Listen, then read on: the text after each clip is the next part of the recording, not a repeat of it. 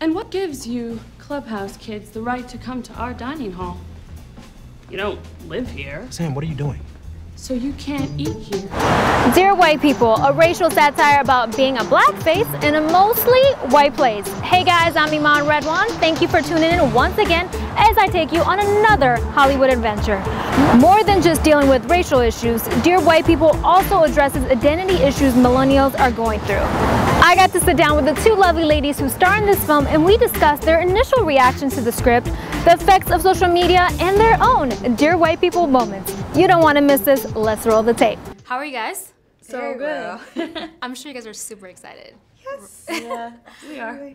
So this movie addresses a lot of difficult issues that is not being openly discussed on TV, you know, in our homes, unless something tragic happens like what happened in Ferguson. Right. What was your initial reaction to reading the script, and why was it important for you all to do this movie? Well, we read the script well before Ferguson, but the truth is, people keep saying this movie is so timely. The movie has been in the process of being written for about 8 years. So that's the funny thing, is that these issues are kind of always timely. We're a relatively speaking, a baby nation that has had a lot of issues with race and equality. So it's kind of always going to be timely until it's not. So, but I think for me, I was just really excited to see a film that wanted to talk about these issues, or at least begin a dialogue, not answer any questions, but ask a bunch of them in a way that's also fun and entertaining and enjoyable, and helps us to ease up a little bit and be able to look each other in the eye and not be so adversarial and say, okay, how do we get better?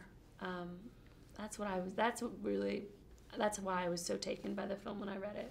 Yeah, for me, just seeing reading the script and seeing how layered each of these 4 characters were, and how they're dealing with identity, and how do I fit in, and who am I as a person, and maybe I should morph into this, or take on this, or put this hat on just so I can fit in and present myself to the world in this way. And they were all African American. And that is what excited me, to see those images on the screen, and these such diverse stories being told, but they're so universal. And to be told by 4 African American actors was really exciting for me. Definitely. So both your characters were super active on social media. Absolutely. So what are your thoughts on the obsession millennials have with getting likes and followers and having a platform to, you know, talk about their thoughts, whether it's positive or negative? It's a little scary. Yeah. It's a little scary. I have a touch and go relationship with it. I have a little brother and a little sister, so I wonder about them because they're so steeped in this, internet culture. But, I think it's like anything. It has its upside and its ugly downside. I feel like the internet daily breaks my heart and then renews it.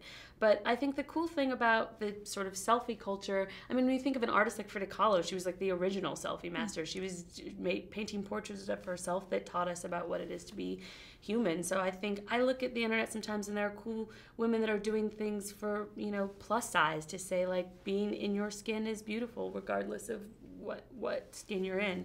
So right. I think that there's really positive things, and I think for a lot of young girls, if they'd seen someone using the internet in the way that both Sam and Coco do, they would have someone to look to. Right. Right before we go, one last question. Yeah. What are some real life Dear White People moments you guys have had?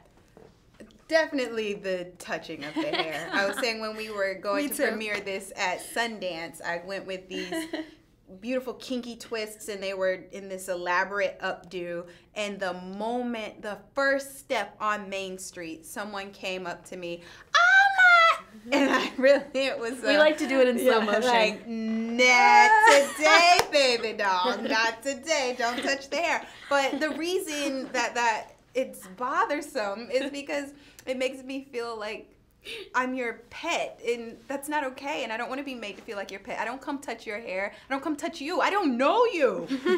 That's not okay. Girl, I feel you. That's my real life, dear. Thank you guys so much. Is this going to be like a real board we're using, or is there going to be like a priest and an exorcist on set? Are we going to get blessed? What's the situation? How many How many bundles of sage do you have lying around? I just wanted to know like the baselines.